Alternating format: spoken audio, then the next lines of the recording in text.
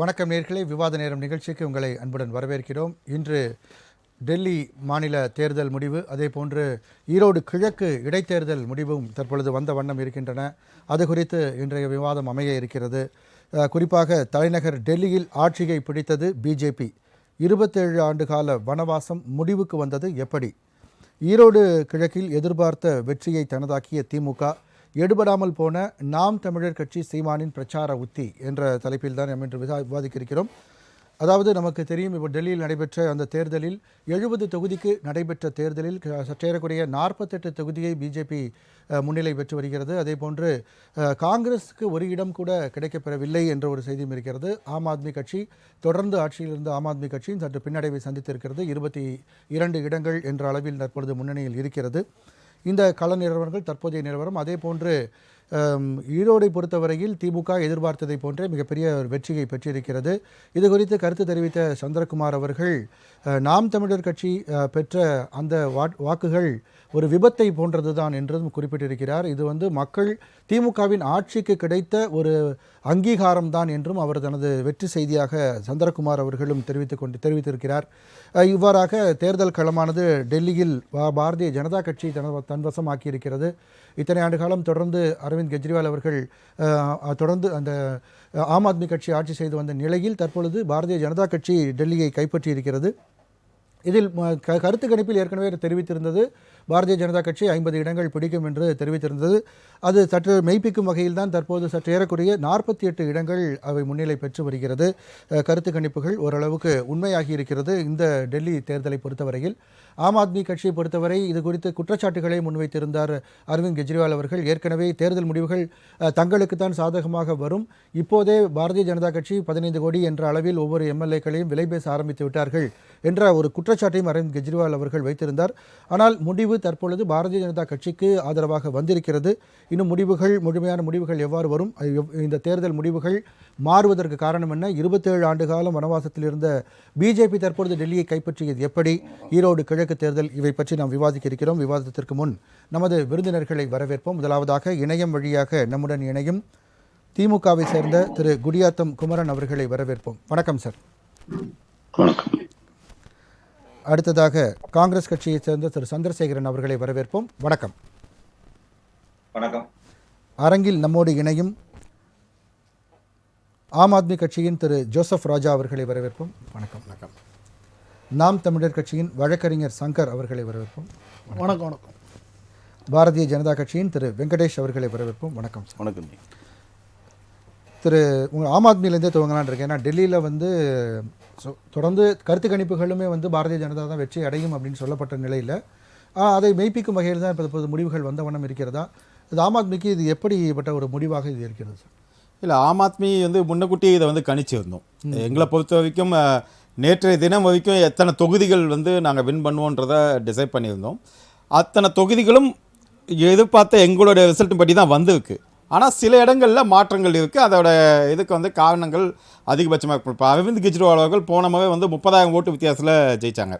ஆனால் நாங்கள் இதுக்கு முன்னாடி எலெக்ஷன் கமிஷன் ஆஃப் இந்தியாவில் ஒரு இது கொடுத்துருந்தோம், போன மாதமே கொடுத்துருந்தோம். கிட்டத்தட்ட 40,000 பேர்களுடைய ஓட்டுகள் ஓட்டர் லிஸ்ட்லேருந்து எடுக்கப்பட்டுள்ளது.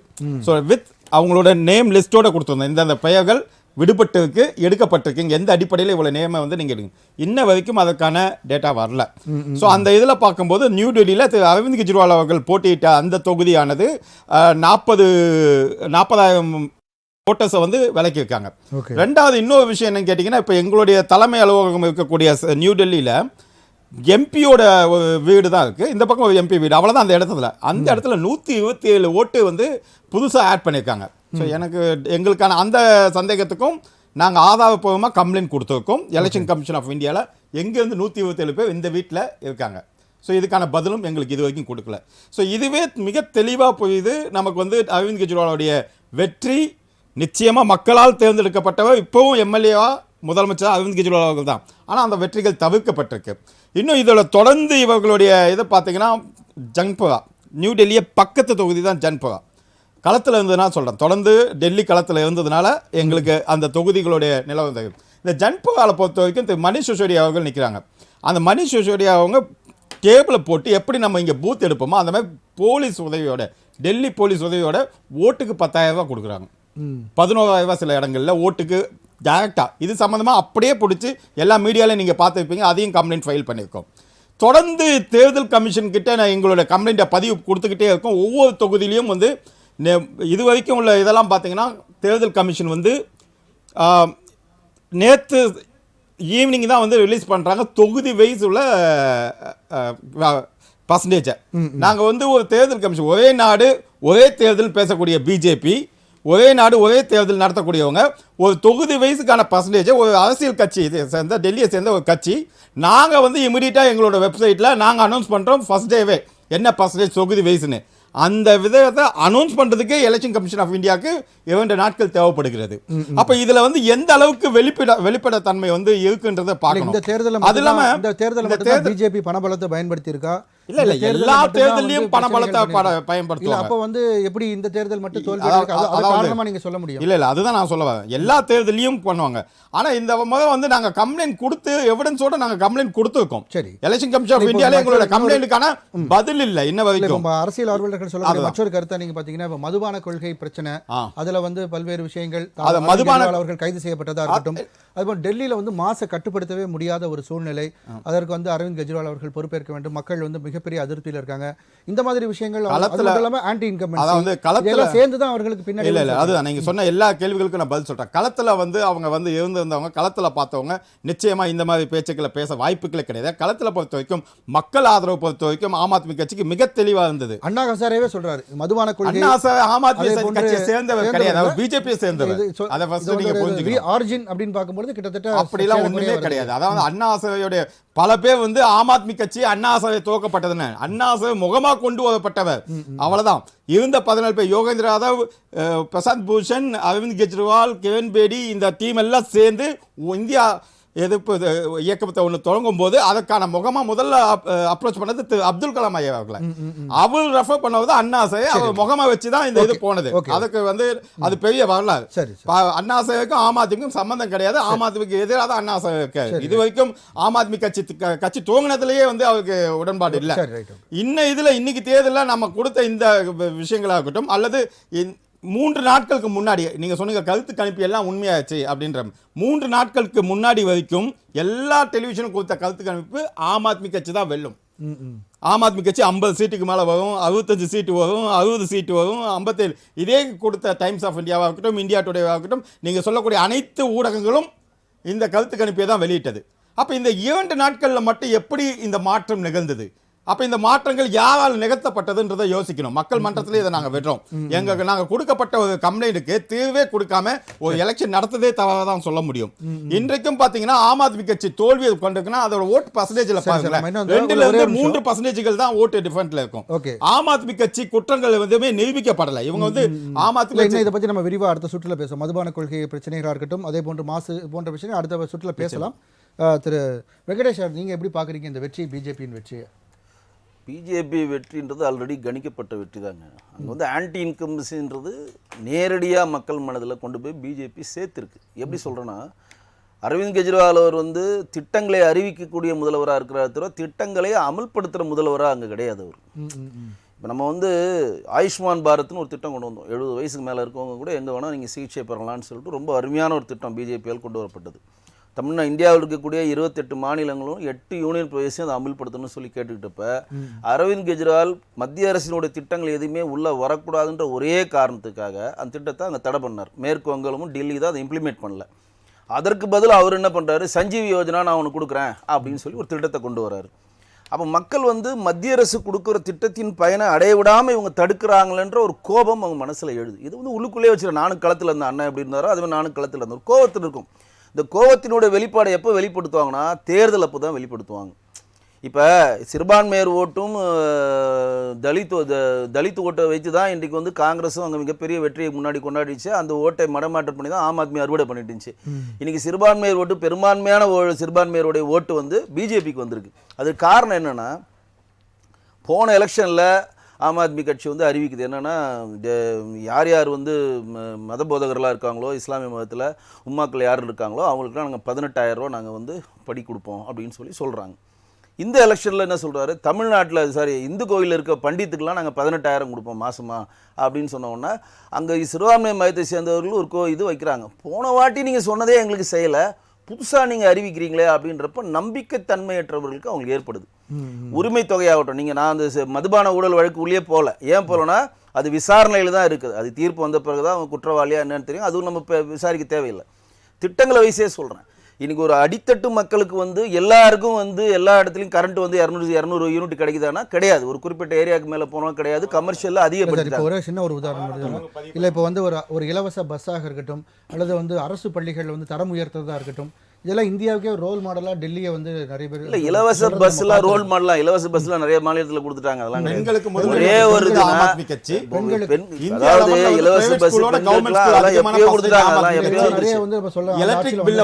ஒரே ஒரு விஷயம், ஸ்கூல் ரோட் மாடல் கொண்டு வந்தாங்க. ஒரு குறிப்பிட்ட இடத்துல மட்டும் தான் அது பண்ணாங்க. அது பெருசா இம்ப்ளிமெண்ட் ஆகல. இதெல்லாம் நான் சொல்லலைங்க, தேர்தல் ரிசல்ட் சொல்லுதுங்க.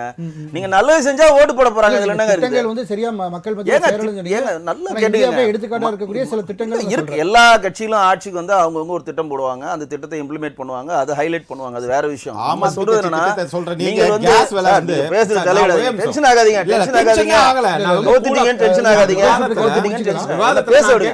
என்ன பேச விட்டாதான் நான் பதில் சொல்லுவேன். உங்களுக்கு கேளுங்க, நான் பதில் சொல்றேன். நீங்க கேட்ட கேள்வி நான் பதில் சொல்றேன். டென்ஷன் ஆகாதீங்க.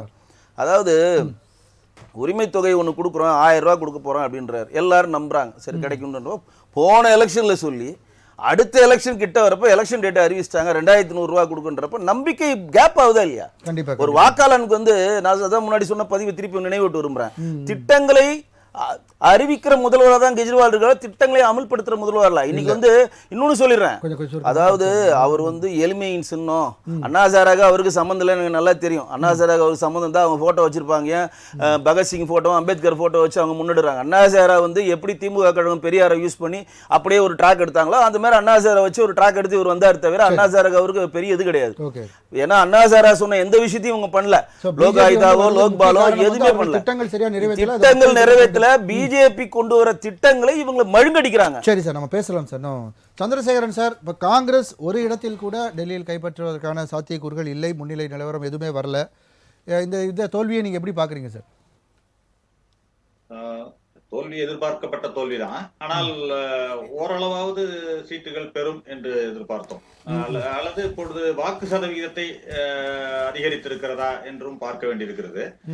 இதுல முதல்ல கெஜ்ரிவால், பாஜக, காங்கிரஸ் என்று ஒரு மும்முனையாக இருக்கின்ற ஒரு தேர்தல் களத்துல எப்படி பாக்குறேன்னா, இன்றைக்கு வரைக்கும் டெல்லியை முன்னேற்றுவோம்னு 2 பாஜக, ஆம் ஆத்மி இரண்டுமே சொல்லி இருக்கிறார்கள். ஆனால் இன்றைக்கு வரைக்கும் டெல்லி கட்டமைப்பில் எடுத்துக்கொண்டார், ஷீலா தீட்சித் 15 வருடம் ஆட்சி செய்து காங்கிரஸ் ஆட்சியில் ஷீலா தீட்சித் வைத்த கட்டமைப்பு தான் இன்றைக்கும் பேசப்படுகின்றதாக இருக்கின்றது. அதை யாரும் மறுக்க முடியாது. கெஜ்ரிவால் வந்த பிறகு அந்த சுகாதாரத்துறையிலும் கல்வித்துறையிலும் சில முன்னேற்றங்கள் இருக்கின்றது, அதை எதையும் யாரும் மறுக்க முடியாது. ஆனால் இப்ப அவர் கூட பாஜக சார்பாக பேசும்போது கூட சொன்னாரு, அவர் வெறும் அறிவிக்கின்ற முதல்வராக இருக்கிறாங்க. அறிவித்ததை செயல்படுத்துவதற்கு பாஜக விட்டாதானே? எதிர்கட்சி ஆளும் மாநிலங்களில் எல்லாம் லகான் அவங்கள வச்சிருக்காங்க. அதுவும் டெல்லியை பொறுத்தவரை நிதி எல்லாமே சென்ட்ரல் ரூலிங் பார்ட்டிட்ட தான் இருக்கு. ஷீலா தீட்சித் அவர்களுடைய ஆட்சியில் கூட 15 ஆண்டு ஆட்சியில ஒரு 5 ஆண்டு பாஜக ஆட்சியும் இருந்தது, மத்தியில இருந்துச்சு. ஆனாலும் அப்போது எந்த திட்டங்களும் தடைப்படவில்லை. ஆனால் இப்பொழுது இந்த கெஜ்ரிவால் ஆட்சி வந்த பிறகு ஒரு 10 ஆண்டுகளாக இவர்களுக்கிடையே இந்த ஆம் ஆத்மி, பாஜக இவர்களுக்கிடையே உள்ள மோதல், இந்த அரசாங்கங்கள் மோதல், கட்சிகள் மோதலினால் பாதிக்கப்பட்டது மக்கள். இன்றைக்கு நாங்கள் காங்கிரஸ் கட்சியை பொறுத்தவரை கிட்டத்தட்ட ஒரு 10 ஆண்டுகளாகவே எங்களுடைய அந்த வாக்கு சதவிகிதம் சரிந்திருந்தது. சுத்தமாக அதிகமாக கிட்டத்தட்ட 3 தடவை ஆட்சி பெற்று 33-40% வாக்குகளை பெற்றிருந்த நாங்கள் இன்றைக்கு 5% வாக்குகளுக்கு சரிந்திருக்கிறோம் என்று சொன்னார். காரணம் என்று சொன்னால், எங்களை எதிர்த்து, அதாவது காங்கிரஸ் கட்சியை வீழ்த்த வேண்டும் என்பதற்காக பாஜகவின் ஆதரவோடு பின்னணியோடு உருவாக்கப்பட்ட ஆம் ஆத்மி கெஜ்ரிவால் கட்சியால் நாங்கள் எங்கள் கட்சி ஆதரவு கொடுத்தது நீங்க தான் சார். நீங்க கெஜ்ரிவாலுக்கு ஆதரவு கொடுத்தது நீங்க தான் சார். வர சார், அது சொல்லுங்க விட்ட. வர சார், அது கெஜ்ரிவாலுக்கு ஆதரவு கொடுத்தது காங்கிரஸ். கெஜ்ரிவால் ஆட்சி அமைக்கிறதுக்கான ஆதரவு கொடுத்தது காங்கிரஸ். சொல்லுங்க, நான் பேசுறேன் சார். நான் சொல்லுங்க. இல்ல சார், இப்போ இந்தியா கூட்டணியில நீங்க சென்ட்ரல் எலெக்ஷனை நீங்க ஃபேஸ் பண்ணும்போது 2 பேரும் சார், சந்திரசேகர் சார் ஒரே நிமிஷம் கேள்வி வாங்கிக்கோங்க. இல்ல, சென்ட்ரல் எலெக்ஷன் நிற்கும் போது இந்தியா கூட்டணி அப்படின்னு சொல்லி நிக்கிறீங்க. இன்னைக்கு மாநிலத்துல வரும்போது ரெண்டு கட்சி தனித்தனி நிற்கும் போது மக்களுக்கு ஒரு குழப்பம் ஏற்படுவது சகஜம் தானே சார்? கண்டிப்பாக நீங்க முதல் கெஜ்ரிவால் ஆட்சி அறிவிக்கு கம்மியான எம்எல்ஏக்கு ஆதரவு கொடுத்தது காங்கிரஸ். அதை கேளுங்க, சரி அதை கேளுங்க. எந்த தயக்கமும் இல்லை. முதல்ல நான் என்ன சொல்ல விடுங்க. நான் என்ன சொல்றேன்னா, இது எதனால் என்னன்றதை நான் கிளாரிஃபை பண்ணி ஆகணும். அதனால சொல்றேன். என்னன்னா, நீங்க வந்து 2015 கூட முதலில் கெஜ்ரிவால் ஆட்சி வந்த பொழுது ஃபால் ஷாட் உங்களுக்கு வந்து அவருக்கு மெஜாரிட்டிக்கு ஷாட் ஆன பொழுது காங்கிரஸ் கட்சி ஆதரவு கொடுத்து அவரை நிலைநிறுத்தியது. அந்த 40 நாள் ஆதரவே கூட எங்களுக்கு அது சரிவாக அமைந்ததுங்கிறதையும் சொல்ல விரும்புறேன். ரெண்டாவது, இந்த பாராளுமன்ற தேர்தலை கூட குறிப்பிட்டீங்க. ஏன் வந்து இந்தியா கூட்டணியில் பாஜக ஆம் ஆத்மியுடன் இணைந்துதானே நின்றீங்கன்றது, அது கூட எங்களுக்கு தவறாக புரிந்தது. ஏனென்றால் காங்கிரஸ் கட்சியை வீழ்த்த பயன்படுத்தப்பட்ட ஆம் ஆத்மியோடு நாங்கள் சேர்ந்ததை அடிமட்ட அளவில் தொண்டர்களும் சரி மக்களும் சரி ஏற்றுக்கொள்ளவில்லை என்பதை உணர்கிறோம். ஏன்னா டெல்லியில் தனியாக நின்றிருந்தால் கூட காங்கிரஸ் கட்சி சில தொகுதிகளை பெற்றிருக்க முடியும். ஏனென்றால் அதற்கு உதாரணம் எதற்கு சொல்கிறேன் என்று சொன்னால், டெல்லியில் கூட்டணி அமைத்து போட்டியிட்ட ஆம் ஆத்மியும் காங்கிரசும் பஞ்சாபில் தனித்தனியாக போட்டியிட்டது. பஞ்சாபில் 13 தொகுதிகளில் 7 தொகுதிகளை பாராளுமன்ற தொகுதிகளை காங்கிரஸ் பெற்றது என்பதை இங்கு குறிப்பிட விரும்புகிறேன். அதே மாதிரி நீங்க இப்ப ஹரியானாவாக இருக்கட்டும், பல இடங்களில் வந்து ஆம் ஆத்மி காங்கிரஸ் கட்சியின் வாக்குகளை பிரிக்க மட்டுமே பயன்பட்டதை தவிர காங்கிரஸ் கட்சிக்கு ஓட்டுகளை பெற்றுத்தரக்கூடிய கூட்டணியாக இல்லை என்பதை இங்க குறிப்பிட விரும்புறேன். அதாவது அண்ணா ஹசாரே இவர்களை எல்லாம் முகமாக பயன்படுத்தி மன்மோகன் சிங் அவர்களை ஆட்சியை இறக்க வேண்டும், காங்கிரஸ் ஆட்சியை வீழ்த்த வேண்டும் என்பதற்காக துவங்கப்பட்ட அந்த ஒரு அமைப்பு கடைசியில் அவர்களுக்கே பாஜகவுக்கே ஒரு வினையாக அமைந்த பொழுதுதான் இருவருக்குமான மோதலாக அங்கு உருவாகிறது. நீங்க எப்பொழுதுமே பாஜகவோட ஸ்ட்ராட்டஜி, அவர்கள் ஏதாவது ஒரு ஆட்சியை ஏதாவது ஒரு மாநிலத்தில் ஆட்சியை பிடிக்க வேண்டும் அல்லது முன்னுக்கு வர வேண்டும் என்று சொன்னால் முதலில் எதிர்கட்சியாக இருப்பவர்களை உடைப்பார்கள் அல்லது கூட்டணி கட்சியாக இருப்பவர்களை தங்களுடன் இணைத்துக் கொள்வார்கள். இப்படி ஒவ்வொரு இடங்களிலும் ஒவ்வொரு ஸ்ட்ராட்டஜியாக, அதாவது ஆட்சி ஒவ்வொரு கட்சிக்குமே வெற்றி என்பது முக்கியம். தேர்தல் வெற்றி என்பதற்காகத்தான் சிறிய கட்சிகளில் இருந்து பெரிய கட்சி வரை போட்டியிடுவார்கள். ஆனால் எப்படியாவது வெற்றி பெற வேண்டும், எப்படியும் வெற்றி பெற வேண்டும் என்ற ஒரு குறிக்கோளை கொண்ட கட்சியாக நான் பாஜகவை பார்க்கிறேன். அது எம்எல்ஏக்களை விலக்கி தேர்தலில் எல்லா கட்சியும் அதுக்காக தானே சார் கட்சி அரசியல் கட்சி இல்ல நான் சொல்லும் எப்படி வேண்டுமானாலும் வெற்றி என்பது பரவாயில்ல, ஆனா எப்படி வேண்டுமானாலும் வெற்றி பெறலாம் அப்படிங்கிற நோக்கம் இருக்கக்கூடாதுன்னு சொல்றேன். நீங்க பஞ்சாயத்து தேர்தல் இருந்து பாராளுமன்ற தேர்தல் வரை பாஜகவின் நோக்கங்கள் எப்படி இருக்கின்றன என்பதை பாருங்க. சண்டிகர் மேயர் தேர்தலை எப்படி நடத்தினாங்கன்னு பாருங்க. ஒவ்வொரு தேர்தலையும் அவர்கள் எப்படி அணுகுகிறார்கள் என்பதை பாருங்க. மகாராஷ்டிரா தேர்தலாக இருக்கட்டும், ஹரியானா தேர்தலாக இருக்கட்டும், அதாவது முன்பெல்லாம் இடி, இன்கம் டாக்ஸ் இவர்களை எல்லாம் நாங்கள் குற்றம் சொல்லுவோம். இன்னைக்கு தேர்தல் ஆணையமும் அவர்கள் கூட்டணியில் இணைந்திருப்பதுதான் ஒரு வேடிக்கையாக, ஜனநாயகத்தில் ஒரு விந்தையாக இருக்கிறது அப்படிங்கிறதையும் நான் பாக்குறேன். இல்ல கண்டிப்பா சார், நம்ம தொடர்ந்து பேசலாம் சார். இப்போ தமிழகத்தை பொறுத்தவரையில் இப்பொழுது ஈரோடு கிழக்கு இடைத்தேர்தல் பொறுத்தவரை அங்கு 61,834 வாக்குகள் பெற்று சந்திரகுமார் அவர்கள் முன்னிலை, 13,486 வாக்குகள் சீதாலட்சுமி அவர்கள் நாம் தமிழர் கட்சி பெற்றிருக்கிறார்கள். திரு குடியாத்தம் குமரன் சார், இந்த தேர்தல் பற்றிய உங்களுடைய கருத்து? இது எதிர்பார்த்த ஒரு முடிவுதான் சார். பட் நான் இன்னும் அதிகமா எதிர்பார்க்கிறேன் திராவிட முன்னேற்ற கழகத்துடைய வேட்பாளர் அண்ணன் சந்திரகுமார் அவர்களுக்கு. எதிர்பார்த்ததுதான் ஒண்ணு, எதிர்பார்த்ததுதான். இன்னொன்னு வந்து நாம் தமிழர் கட்சி வந்து இப்போ எவ்வளவு ஓட்டு சொன்னீங்க நீங்க? நாம் தமிழர் கட்சி நான் டிராவலிங்ல 13,486. நான் இவ்வளவு ஓட்டு நான் எதிர்பார்க்கல. பட் இவ்வளவு ஓட்டு அதுக்கு இன்னும் எத்தனை ரவுண்ட் இருக்கு சார்? நம்ம அது குறித்து சொல்றேன் சார், அது குறித்த விவரம் சொல்றேன். அதான் சார், இப்ப வந்துட்டு இவ்வளவு ஓட்டு வந்து நான் எதிர்பார்க்கல நாம் தமிழருக்கு. பட் நாம் தமிழருக்கு இவ்வளவு ஓட்டு நான் எதிர்பார்த்தது எவ்வளவுன்னு கேட்டீங்கன்னா, நாம் தமிழர் கட்சிக்கு ஒரு 5,000 6,000 ஓட்டு தான் எதிர்பார்த்தேன். பட் இவ்வளவு ஓட்டு வந்திருக்குதுன்னு கேட்டா, அங்க பிஜேபி ஓட்டு நாம் தமிழருக்கு விழுந்திருக்கு. பிஜேபி ஓட்டு நாம் தமிழருக்கு விழுந்திருக்குது. ஒரு சிலர் அதிமுக ரொம்ப வெறி பிடிச்சவங்க இருப்பாங்க. அதே மாதிரி திராவிட முன்னேற்ற கழகத்தில் அவர் ரெட்டையில பார்த்தா ரொம்ப வெறுப்பா பார்ப்பான். அதே மாதிரி அதிமுக பார்த்தீங்கன்னா உதயசூனை பார்த்தா வெறுப்பா பார்த்தா, தீவிர தொண்டன்னு சொல்லுவாங்க. அவங்கதான் ப்ராப்பர் பார்ட்டியினுடைய பவுண்டேஷன். அதுல இருக்கிறவங்க என்ன பண்ணிருப்பாங்க, ஒரு சிலர் போட்டிருக்கு நாம் தமிழருக்கு. பட் பிஜேபி ஓட்டர் வந்து பிஜேபி ஓட்டு வந்துட்டு முழுக்க அங்க இருக்கிற பாஜகவுடைய வாக்கு வங்கி இருந்துச்சுன்னா, அந்த பாஜகவுடைய வாக்கு வங்கி அது நோட்டாக்கு போயிருக்காரு. அந்த பாஜகவுடைய வாக்கு வங்கி யாருக்கு போச்சுன்னு கேட்டீங்கன்னா, அது நாம் தமிழருக்கு போட்டிருப்பாங்க. அவங்க போட்டிருப்பாங்க. அந்த ஓட்டு தான் அவங்க வாங்கிருக்காங்க. ஆச்சுங்களா? மற்றபடி வேற எந்த கட்சியினுடைய ஓட்டும் நாம் தமிழருக்கு போறதுக்கு வாய்ப்பு இல்லை. ஏன்னு கேட்டீங்கன்னா, நாம் தமிழர் வந்து தேர்தல் பிரச்சாரத்துல அந்த கட்சியினுடைய தலைவர் சீமான் பேசின பேச்செல்லாம் எப்படிப்பட்ட பேச்சுன்னு எல்லாருக்கும் தெரியும். திராவிட முன்னேற்ற கழகம் மட்டும் இல்லை, அனைத்து கட்சியும், பாரதிய ஜனதா கட்சி தவிர்த்து அனைத்து கட்சியும் சீமானை அந்த அளவுக்கு கடுமையாக கண்டித்தார்கள். அதாவது என்னன்னு கேட்டீங்கன்னா, இப்ப சீமான் வந்து யாரை வைத்து அரசியல் பண்ணணும்? இன்னைக்கு ஒட்டுமொத்த இந்தியாவே யாரை பேசுகிறது என்று கேட்டால் தமிழ்நாட்டினுடைய திராவிட மாடல் அரசு நாயகர் தமிழினத்தின் தலைவர் தளபதி ஸ்டாலினை பேசுகிறார். சனாதனத்தை ஒழிப்பேன் என்ற கொள்கையில உறுதியாக நின்ற நாளைய தமிழகம் துணை முதலமைச்சர் உதயநிதி ஸ்டாலினை பேசுகிறார். இங்கே தமிழ்நாட்டிலே புதிதாக கட்சி துவங்கி இருக்கிற விஜயாக இருக்கட்டும், யாராக இருந்தாலும் யாரை சுட்டு அரசு செய்ய வேண்டும். ஆளுங்கட்சியாக இருக்கிற திராவிட முன்னேற்ற கழகம், திராவிட மாடல் அரசு, முதலமைச்சர் தலைவர் தளபதி சுட்டு அரசு செய்ய வேண்டும். சீமான் என்ன பேசிருக்கணும்? நீ திமுக ஆட்சியை குறை சொல்லு, தாராளமாக நாங்க பதில் சொல்றதுக்கு முதலமைச்சரை குறை சொல்லு. ஆனா இவர் என்னன்னா, திமுக அரசு என்னன்னு கேட்டா, பெரியார் எப்பவோ இறந்துட்டார். அவர் இறந்து 40 வருஷத்துக்கு மேல, எனக்கே நினைவில்லை பெரியார் இறந்தது. 40 வருஷத்துக்கு முன்னால இறந்து போன பெரியாரு, அவரு எப்போ 70-80 வருஷத்துக்கு முன்னால அவரு பேசின பேச்சை வச்சுனேன் பெரியார் இப்படி பேசிட்டார். பெரியார் பேசாதெல்லாம் பேசினாங்க, அவர் ஊரெல்லாம் பொய்யா பேசினார். பெரியாரை எதிர்த்து அரசியல் பண்ண வேண்டிய சூழ்நிலை சீமானுக்கு என்ன வந்தது? ஈரோடுல போய் பெரியார் எதிர்த்து நீ எனக்கு அரசியல் பண்ற? பெரியார் என்ன உயிரோடு இருக்காரு? பெரியார் என்ன முதலமைச்சரா? இப்ப பெரியார் என்ன திராவிட கழகத்தின் தலைவரா? இப்ப பெரியார் பிரச்சாரம் பண்ணிட்டு இருக்காரு. அன்னைக்கு சூழ்நிலைக்கு பெரியார் பேசினார்னா, அன்னைக்கு சூழ்நிலைக்கு தேவைப்பட்டு அவர் பேசினாரு. அன்னைக்கு இருக்கிற எல்லா கட்சியும் ஏத்துக்கிட்டு. ஆனா இன்னைக்கு சூழ்நிலைக்கு அப்படி இல்ல. இன்னைக்கு பெரியார் இருந்திருந்தா அப்படி பேசிருக்க போறது. பெரியார் பெரியார் பெரியார்னு பேசி கலைஞர் கொச்சையா விமர்சனம் பண்றது. அதாவது என்னை போன்ற ஒரு பேச்சாளர் பேசினா பரவாயில்ல, சீமான ஒரு கட்சிக்கு தலைவர் உங்கள்கிட்ட 8% ஓட்டு வாங்கினேன் எம்பி எலெக்ஷன். ஒரு கட்சிக்கு தலைவர் எப்படி பேசணும்? நாளாந்திர பேச்சாளர் மாதிரி எவ்வளவு அநாகரிகமா பத்திரிகை பட்டி நடந்திருந்து, பெண்களை எந்த அளவுக்கு ஈழ்வாக பேசினா. ஒரு பத்திரிகையாளர், ஒரு பெண் பத்திரிகையாளர், உங்களுக்கு தெரியும். ஒரே நிமிஷம், பொய்யான தகவல்களை பெண்களை வந்து எதிர்கட்சிகள் வந்து போட்டியிடாத தேர்தலை பத்தி வேணா பேசலாம். அதாவது திருச்சி பொய் பேசுறதை தவிர்க்கணும்.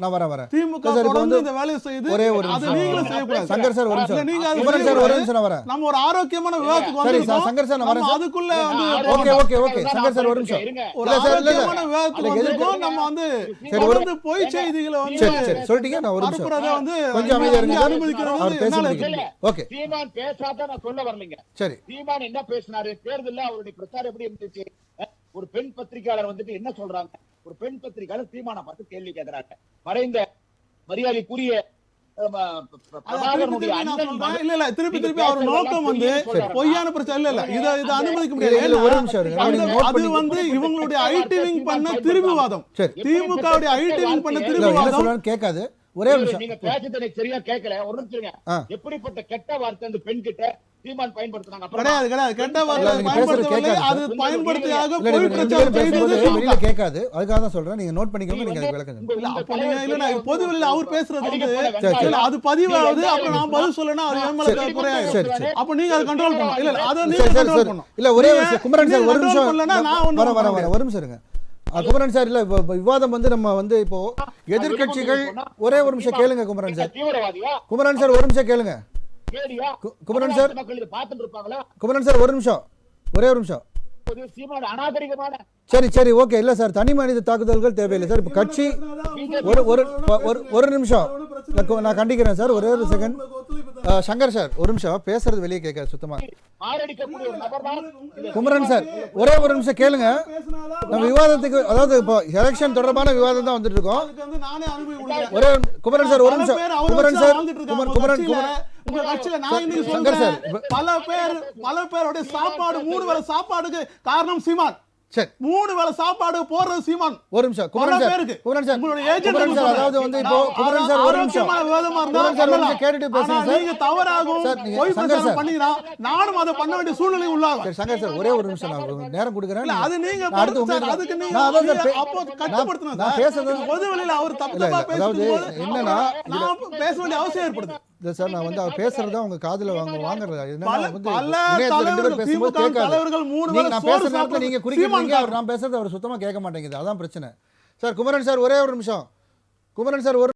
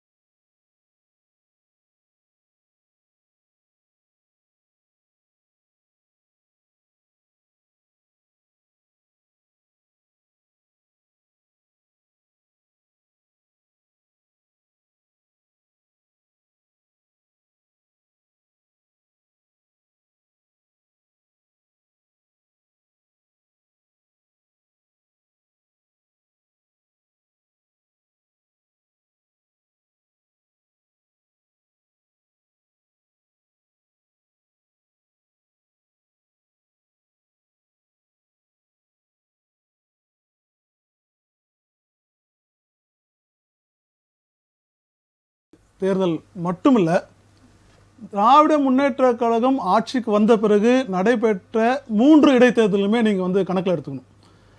விக்கிரவாண்டி இடைத்தேர்தல், இதற்கு முன்பு இதே ஈரோடு கிழக்கில் நடைபெற்ற இடைத்தேர்தல், இப்போது நடந்த இடைத்தேர்தல். இந்த 3 தேர்தலுமே வந்து என்ன பண்ணுவாங்கன்னா, திராவிட முன்னேற்ற கழகம் தனியாக போட்டியிட்டது கிடையாது. 8 கட்சி கூட்டணியோடு இப்போ வாங்கியிருக்கிற சந்திரகுமார் வாங்கியிருக்க அத்தனை ஓட்டுகளும் தனியாக திராவிட முன்னேற்ற கழகத்தால் போடப்பட்ட ஓட்டுகள் இவங்க சொல்லிக்கவே முடியாது. ஏனென்றால் இவர்கள் காங்கிரஸ் வாக்கு, விசிகா, 2 கம்யூனிஸ்ட், இத்தனை கட்சியினுடைய வாக்கு ஒட்டுமொத்தமாக தான் இது வரைக்கும் வந்திருக்கு. ஆனால் நாங்கள் மிக மிக தைரியமாக மாத்தடி சொல்லக்கொள்ளலாம், இது அத்தனையுமே எங்களுக்காக வந்து போடப்பட்டோம். அதில் அவர் சொல்றாரு பாரதிய ஜனதா கட்சியோட வாக்கு அவருடைய கூற்று பாரதிய ஜனதாவுடைய வாக்குகள் கண்டிப்பாக. ஏனென்றால் நாங்கள் 2 தேசிய கட்சிகளுமே, காங்கிரஸ் மற்றும் பாஜக இரண்டையுமே மிக தீவிரமாக எதிர்க்கக்கூடியவர்கள். இவர்களுடைய அதுதான் வந்து சீமான் அவர்கள் தொடர்ந்து பிரச்சாரத்தில் சுட்டி காட்டினதுன்னா, இந்த பாஜக பூச்சாண்டியை காட்டியே இவங்க வந்து மக்களை ஏமாற்றி, தமிழ்நாட்டு மக்களை ஏமாற்றி தேர்தலில் வெற்றியை குவிக்கிறாங்கன்றதை பலமுறை அவர் சுட்டி காட்டியிருக்காரு. ஏனென்றால் காங்கிரஸ் தமிழர் விரோதி, பாஜக மனிதகுல விரோதி என்று ஒரு கருத்தை சொன்ன ஒரே தலைவர் அண்ணன் சீமான் மட்டும்தான். இதுல சமீப காலமாக அவர்களுடைய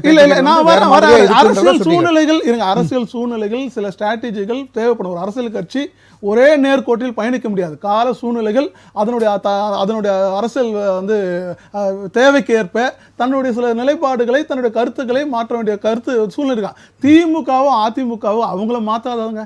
எத்தனை மாறி கூட்டணி வச்சிருக்காங்க. எப்படி தூத்துனவங்களை கூட்டு வந்து பக்கத்தில் உட்கார வச்சிருக்காங்க, பக்கத்தில் உட்கார வச்சு தூக்கி வந்து குப்பத்தொழில் போட்டிருக்காங்க. இதை விட்டுங்க, நான் 3 இந்த சட்டமன்றத்தில் ஏன் சொல்றேன், நான் இடைத்தேர்தலில் ஒட்டு மொத்தமாக திராவிட முன்னேற்ற கழகம் இடைத்தேர்தலில் மக்கள், அதாவது அவங்க வந்து தேர்தலை சந்திக்கும் போது நம்புவது மக்களே இல்லை, வெறும் அவர்களுடைய பணபலம் மற்றும் அவதூறு பொய் பிரச்சாரத்தை மட்டும்தான் நம்புவாங்க. தொடர்ந்து விக்கிரவாண்டியில் எல்லாருக்குமே தெரியும், மிகப்பெரிய பணம் வந்து கொடுக்கப்பட்டது. அதே போல் இதே முன்னாடி நடந்த அந்த இடைத்தேர்தலில் பெரியார்ன்ற ஒரு விஷயத்தை கையில் எடுத்தது ஒரு ஸ்ட்ராட்டஜி, அந்த தேர்தலுக்கான ஸ்ட்ராட்டஜியா இல்லை. நான் உங்களுக்கு அது சொல்ல விடுங்க, நான் அது ஒரு ரவுண்டில் முடிச்சிடறேன். ஏன்னா இப்போ வந்து இதுக்கு முன்னாடி இடைத்தேர்தல் பொறுப்பேற்ற செந்தில் பாலாஜ் ஒட்டுமொத்த மக்களை பட்டியல் அடைக்கிற ஆடு மாடு அடைக்கிற மாதிரி அடைச்சி வச்சு படம் காட்டி அவங்களுக்கு பணம் கொடுத்து அனுப்பிச்சு வச்சார். ஆனால் இப்போ உள்ள வந்து அமைச்சர் முத்துசாமி அவர் இந்த தேர்தலில் பொறுப்பேற்ற பிறகு அந்த மாதிரி என்னன்னா ஸ்ட்ராட்டஜியை மாற்றி ஒவ்வொரு மக்களும் தினம் அங்கே பண்ணுற செலவை ஒவ்வொரு மக்களுக்கும் இப்போ அந்த பெண்களை வந்து வரிசையாக ஊறும். ஏன்னா ஒவ்வொரு நாளும் களத்தில் இருந்தவன் நான், அந்த இடத்துல ஒவ்வொரு நாளும் அங்கே நடந்த அத்தனை வந்து சட்டவிரோத செயல்களையும் தடுக்க முயற்சி செய்தது எங்களுடைய சட்டத்துறை. அது மட்டும் இல்லாமல் 3 முறை நான் வந்து தலைமை தேர்தல் அதிகாரியிடம் இது குறித்து நான் புகார் கொடுத்திருக்கிறேன். ஆகவே கள நிலவரத்தை ஒட்டுமொத்தமாக அறிந்தவன் நான். அந்த செலவை வந்து பெண்கள்கிட்ட ஊர்வலமாக கூட்டிட்டு போய் 2 தெருவில் வந்து சுற்றி வச்சு 3ஆவது தெருவில் வரும்போது கண்ணெதிர்க்க கொடுக்குறாங்க. அங்கே வந்து சர்வலைன்ஸ் டீம் வந்து பக்கத்தில் நிற்குது, போய் சொல்கிறோம் பிடிங்கன்னு. அது நாங்கள் பண்ணுறதுன்ற இப்படி பணபலத்தை மட்டுமே நம்பி இடைத்தேர்தலை, அதுவும் கூட்டணி கட்சியினுடைய ஒவ்வொரு தேர்தலுமே நாம் தமிழர் கட்சி சொல்லக்கூடிய ஒரு குற்றச்சாட்டு. இல்லை இது மட்டும் இல்லை, காவல்துறையுடைய ஒட்டுமொத்த அராஜகத்தை நாங்கள் தான் சந்தித்தோம். ஒட்டுமொத்த இதுவரை கிட்டத்தட்ட 8 வழக்குகள் வந்து பதிவு செய்யப்பட்டிருக்கின்றன. இந்த இடைத்தேர்தலில் மட்டும் காவல்துறை மேலிடத்தினுடைய அந்த அதிகாரத்துக்கு பயந்து எங்களை எந்த விதத்திலையும் வந்து பிரச்சாரம் செய்யவில்லை. ஒரு பகுதியில் ஒரு வட்டத்தில் பர்மிஷன் கொடுக்குறாங்க, நான் அதை பண்ணுறோம். ஆனால் பக்கத்து வட்டத்தில் போய் வந்து நாங்கள் பர்மிஷன், காவல்துறையை வச்சு உங்களை அடக்க வேண்டிய கட்டாயம் ஏற்பட்டப்போ ஒரு பயம் இருந்தது. ஆமாம், கண்டிப்பாக. வெளியில எதுக்கு நான் சொல்றேன், குறித்த கேள்விக்கு முதலமைச்சர் அவர்களோ உதயநிதி ஸ்டாலின் அவர்களோ நாங்கள் பதிலளிக்க விரும்பவில்லை, அல்லது அவர் பேரை குறிப்பிடாம தான் நிறைய பேசக்கூடிய விஷயத்தை நம்ம பார்த்தோம். அவங்க வந்து அப்படி ஒரு ஸ்ட்ராட்டஜியாக தவிர்க்கணும் முயற்சி பண்ணி அப்படி ஒரு வந்து பேசுவாங்க. ஆனால் அவர்கள் உள்ளுக்குள் தெரியும், இந்த திராவிட முன்னேற்ற மற்ற தலைவர்கள் தெரியும், சீமானும் நாம் தமிழர் கட்சியும் மிகப்பெரிய ஒரு எழுச்சியோடு வந்து வளர்ந்து வர கட்சி என்பது அவங்களுக்கு நல்லா தெரியும். ஒரு விஷயம், காவல்துறை ஏன் தொடர்ந்து வந்து எங்களை நெருக்கடி தரும்? சரி, உங்களுக்கு மக்கள் செல்வாக்கு இருக்கு, நீங்க தான் வந்து பல்வேறு நலத்திட்டங்களை நிறைவேற்றுறீங்க, உங்களுக்கு ஓட்டு போட போறாங்க, உங்களுக்கு ஏன் வந்து இவ்வளவு நெருக்கடி எங்களுக்கு கொடுக்கணும்? தொடர்ந்து பணம் ஏன் கொடுக்கணும்? முதல் சரி, நீங்க வெளில போறீங்க, ஏன் பணம் கொடுத்தீங்க? மக்கள்கிட்ட உங்களுக்கு பெரிய ஆதரவு இருக்குல்ல, ஏன் பணம் கொடுத்தீங்க? இல்ல, உங்களுடைய நீங்க வெற்றி வந்து ஒரு விபத்து போன்றது அப்படின்னு வந்து சந்திரகுமார் வெற்றி இல்ல, இத்தனை அவர் வேட்பாளர் இவ்வளவு பெற்ற ஓட்டுகள் அவர் வந்து என்னன்னா, சந்திரகுமார் வேட்பாளர் அறிவிக்கப்பட்டதுதான் விபத்து. அதாவது கட்சி மாறிகளுக்கு வந்து திமுக என்றுமே வந்து மிகப்பெரிய வந்து புகலிடம் கொடுக்கும் ஒரு கட்சியாக மாறிட்டு வருது.